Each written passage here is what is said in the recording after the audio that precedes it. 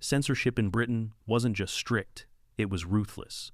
Films that pushed too far didn't just get trimmed. They were buried, locked away, or ripped from the screen altogether. Imagine buying a ticket, only to have the film yanked mid-run because the authorities decided it was too dangerous for your eyes. Which British films rattled the system so much that they tried to keep them hidden? Stick around, because the reels we're about to unspool will make you question just how far control can go. The Devils, 1971. Few films in British history shook the censors as violently as Ken Russell's The Devils. This wasn't just a movie, it was an eruption. Based on real 17th century events in France, it told the story of a charismatic priest accused of leading a community into chaos. On paper, it sounded like historical drama. On screen, it looked like a cinematic thunderstorm that Britain wasn't ready to handle. Russell's visual style was flamboyant, and he turned history into a kaleidoscope of shocking imagery. Audiences in early screenings were stunned. Some gasped, others walked out, and critics went on the attack. The British Board of Film Classification hacked away at the film, trimming scene after scene. Even after cuts, theaters hesitated. Internationally, the story was no better. In some places, entire reels vanished before anyone outside the editing room could watch them. What made it so threatening? It wasn't just the content, it was the sheer audacity.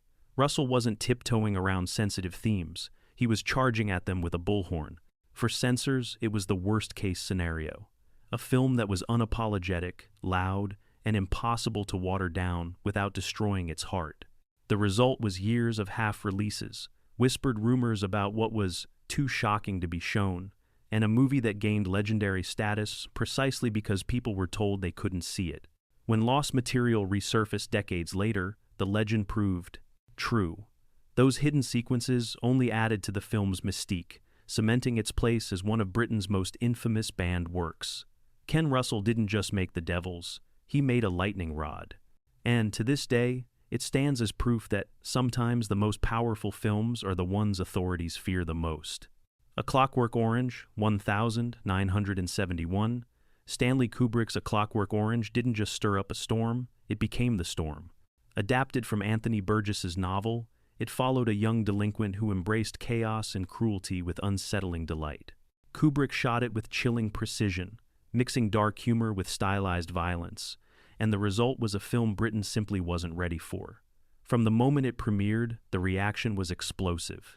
Politicians demanded action, newspapers published furious headlines, and parents' groups claimed it would spark a wave of lawless behavior. Within weeks, reports of supposed copycat incidents started surfacing. Whether true or exaggerated, the panic only grew louder. Suddenly, Kubrick's film wasn't just art, it was accused of being a ticking time bomb. And then came the extraordinary twist. Kubrick himself asked for it to be withdrawn. Yes, in the very country where it was made, A Clockwork Orange disappeared from cinemas for decades. Not because of an official government ban, but because the director, hounded by criticism and fear, chose to lock it away. For nearly 30 years, British audiences could only whisper about it, trade imported tapes, or hear about screenings abroad. Ironically, the more it was hidden, the more people wanted to see it. In Ireland, Spain, South Africa, and several other countries, outright bans only fanned the flames. Abroad, it gathered a cult following. At home, it became a forbidden legend. When the film finally returned to UK screens after Kubrick's death, it was less a movie and more an event, an unveiling of a ghost that had haunted British cinema for decades. What made A Clockwork Orange so dangerous wasn't just the imagery, it was its reflection of society's own fears. Kubrick held up a mirror, and people didn't like what they saw. The attempt to bury it failed, of course. Instead, it became one of the most iconic and debated films in history, proof that when you try to silence a story, you only make its voice louder. Peeping Tom, 1960. When Peeping Tom landed in British cinemas in 1960, it didn't just stumble, it detonated. Michael Powell, once celebrated as half of the Powell and Pressburger powerhouse, suddenly found his career in ruins. Why? Because he dared to tell the story of a quiet cameraman who secretly films his victims. The twist? Powell turned audiences into unwilling accomplices, making viewers see the world through the lens of someone they didn't want to understand. Critics didn't just dislike it, they savaged it. Leading newspapers labeled it obscene, calling it the most evil film ever made. Theaters pulled it within days. Major cinema chains declared they wouldn't touch it. In effect, it wasn't just censored, it was banished. Powell, once at the top of British cinema, became a pariah overnight. It's rare to see a single film destroy a career, but Peeping Tom nearly did.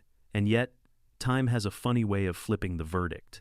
By the 1,970 seconds, new critics revisited the film and saw brilliance where others had seen filth. They compared it to Hitchcock's Psycho, which came out the same year and was hailed as a classic. Suddenly, the film that once destroyed Powell was hailed as visionary. Film schools now study it, and directors from Martin Scorsese to Francis Ford Coppola have praised its daring innovation. So why was it banned in spirit, if not by decree? Because it forced audiences to look too closely. It peeled back the comfortable distance between the viewer and the viewed, daring people to admit their fascination with watching. In 1960 Britain, that was unacceptable. Today, it stands as one of the most chilling and brilliant British thrillers ever made. But back then, it wasn't art. It was treated like a crime. Women in Love, 1969. Ken Russell wasn't afraid of picking fights with censors, and Women in Love was proof. Adapted from D.H. Lawrence's novel, it should have been a sweeping period drama about relationships, freedom, and shifting values in a changing Britain. Instead, Russell turned it into a bold, cinematic statement that left censors clutching their pearls. The film followed two sisters navigating complicated romances against the backdrop of post-war change. But Russell injected an honesty and rawness that British cinema hadn't seen before. The moment that broke the dam came in the form of a now famous scene of two men wrestling in front of a fire. For audiences of the late 1,960 seconds, it wasn't just unusual, it was explosive. Censors balked. Abroad, bans hit swiftly. Ireland said no. South Africa followed. Even in Britain, where it technically passed with cuts, debates raged in Parliament, in the press, and in the streets. Was this art or indecency? Russell, of course, thrived on the chaos. The controversy only made people more curious, and the film went on to earn awards, including an Oscar for Glenda Jackson, whose performance made her an international star. Looking back today, the fuss seems overblown. By modern standards, it plays more like a poetic meditation on human connection than a dangerous provocation.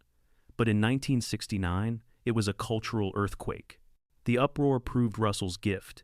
He could turn literature into a cinematic Molotov cocktail. And Women in Love cemented his reputation as Britain's most notorious cinematic troublemaker. If 1968. Few films captured Britain's rebellious spirit of the late 60 seconds quite like Lindsay Anderson's If. On the surface, it was the story of students trapped in the rigid hierarchy of a British boarding school. Underneath, it was a slow-burning rebellion. The film built tension with each scene until it climaxed with a shocking act of student revolt that rattled censors to their core. When officials saw the finale, they panicked. This wasn't just drama, it looked like a manifesto. In an era where student protests were erupting around the globe, the story felt less like fiction and more like a call to arms. Several countries slapped bans on it immediately, worried it would encourage young people to rise against authority. Even in Britain, its release was delayed while nervous debates raged about whether it was too dangerous to show. But for young audiences, it was electrifying. Here was a film that spoke directly to their frustrations, their anger at rigid institutions, and their yearning for change. It didn't take long for If to become a cult rallying point, embraced as a bold statement against tradition. Its impact only grew when it won the Palme d'Or at Cannes, proving that while Britain's establishment was terrified, the rest of the world recognized its brilliance. The irony? Banning the film only confirmed what it was saying, that the system was afraid of change.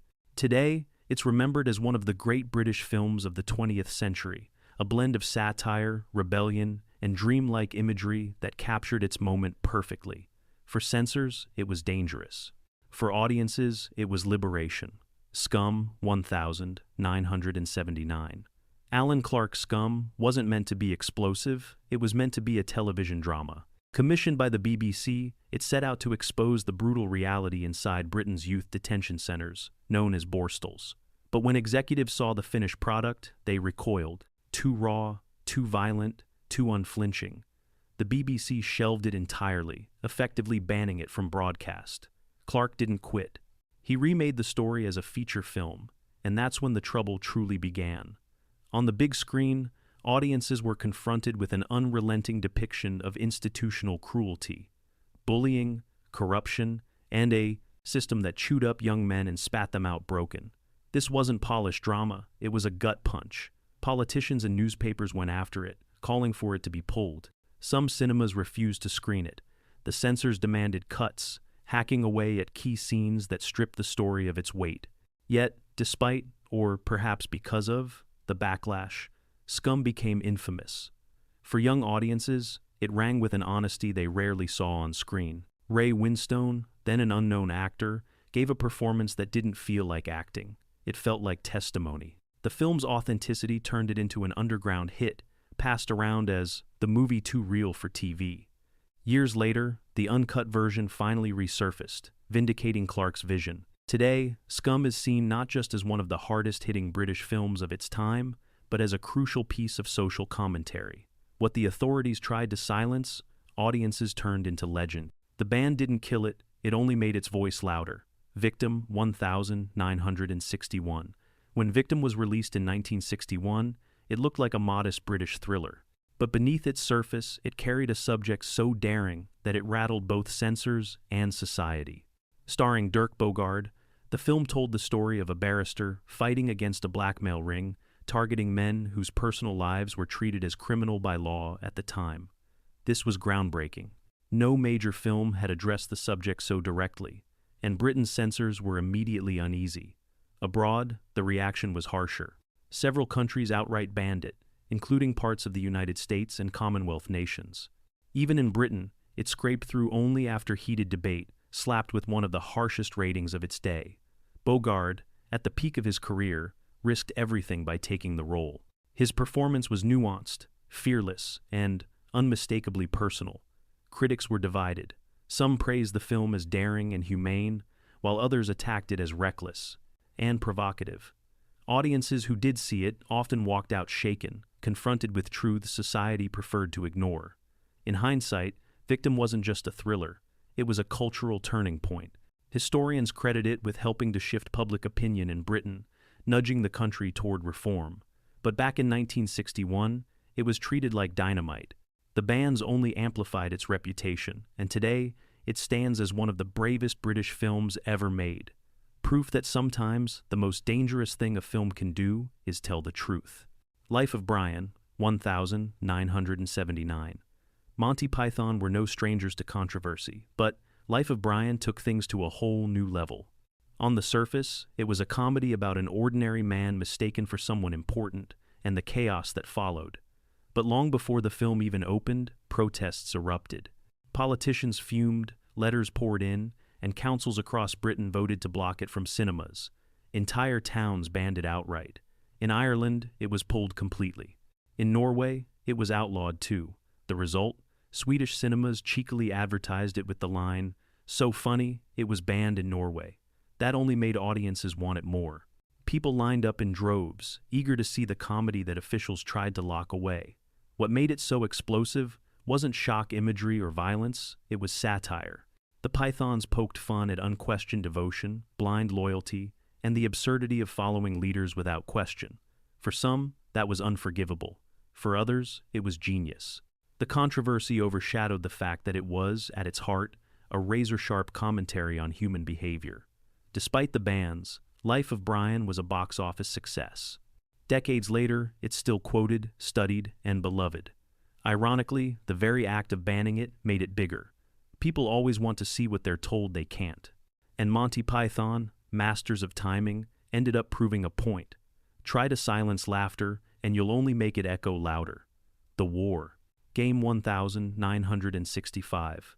Imagine switching on the television in the mid-1960 seconds and seeing the aftermath of a nuclear strike on Britain, streets reduced to ash, families torn apart, and society collapsing. That was the chilling vision of Peter Watkins's The War Game. Commissioned by the BBC, it was meant to be a docudrama exploring what would happen if Britain faced nuclear conflict. What Watkins delivered was so disturbingly real that the BBC froze in panic. Executives declared it too horrifying for public viewing and shelved it indefinitely. For 20 years, it remained locked away, effectively banned from broadcast. Only small screenings at festivals or private events gave glimpses of its power. The government quietly supported the ban, worried the film might cause mass fear or spark public outrage about Britain's preparedness. What made it so terrifying? Watkins used documentary-style techniques, handheld cameras, staged interviews, and a cold, factual tone to make his fictional destruction feel painfully authentic. Audiences lucky enough to see rare screenings described it as one of the most disturbing experiences of their lives. This wasn't entertainment. It felt like the news report from a nightmare.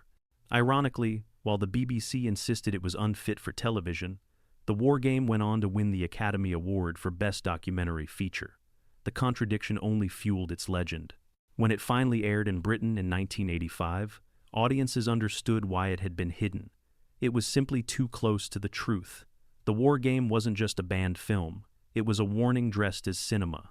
And for 2 decades, it became one of the most infamous examples of censorship in British broadcasting history. Leather Boys 1964. At first glance, Leather Boys looked like just another youth drama of the swinging 60s. Motorbikes, leather jackets, loud engines, and rebellious young men tearing up the roads.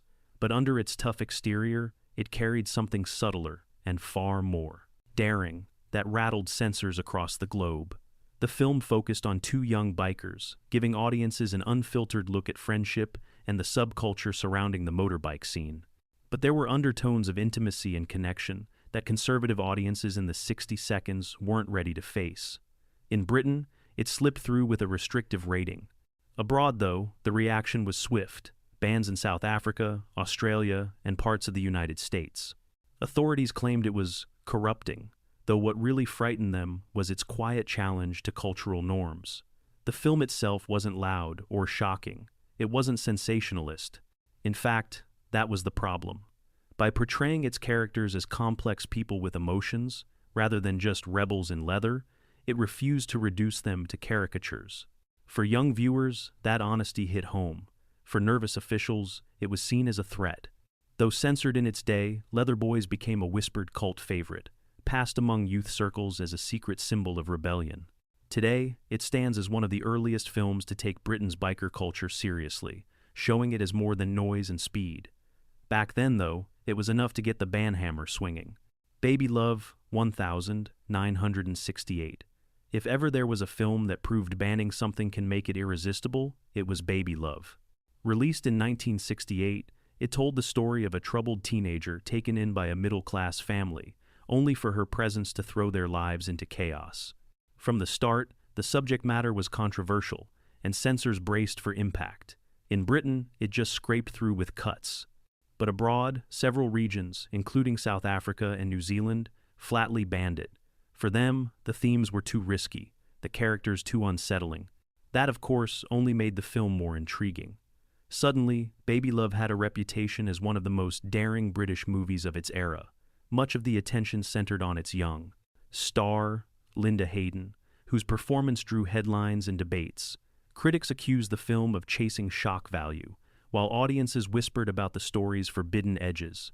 Yet despite the uproar, the film didn't flop, it thrived. In Britain, the controversy fueled ticket sales, turning it into a commercial success. Director Alistair Reed went on to build a respected career, but Baby Love remained his lightning rod. By today's standards, it looks tame, even gentle, but in the late 1960 seconds, it was seen as dynamite. The lesson was clear. If you want people to see a film, ban it, because nothing draws a crowd faster than a big, not allowed sign. Memoirs of a Survivor 1981. By the 1980 seconds, you might think British films had escaped the heavy hand of censorship, but Memoirs of a Survivor proved otherwise. Directed by David Gladwell and based on Doris Lessing's novel, it told the story of a woman navigating life in a collapsing Britain. Part dystopia, part dreamscape, it mixed gritty realism with surreal poetic sequences. Julie Christie gave a haunting performance at its core, making the film unforgettable. Yet abroad, it hit a wall. South Africa and parts of Asia banned it outright, fearing that its portrayal of a crumbling society hit a little too close to home. The irony was striking. The film wasn't filled with chaos or shock imagery. Instead, it whispered its warnings, showing ordinary life unraveling under pressure. That subtlety made it even more dangerous to nervous officials, who saw in it reflections of their own political tensions. Critics were divided. Some praised its ambition and artistry, while others found it confusing. But one thing was certain: the ban only amplified its reputation. What could have been a niche release suddenly became a film with a shadowy allure, discussed as too real for some regions to handle. For audiences who managed to see it, the imagery stuck, quiet, unsettling, and eerily prophetic. Memoirs of a Survivor stands as proof that even in the 1,980 seconds, when British cinema was experimenting with new forms of storytelling, censorship was never far away. Sometimes the most powerful films aren't the loudest ones. They're the quiet whispers that scare authorities the most. So, there you have it, 12 British films that rattled cages so hard they were banned, buried, or chopped to pieces. From bold visual experiments to quiet stories that whispered too much truth, each one proved the same point. Censorship doesn't kill curiosity, it fuels it. Which of these banned classics shocks you the most? Drop your thoughts below, and don't forget to like, share, and subscribe for more untold stories of cinema. After all, the films they tried to hide are often the ones worth remembering.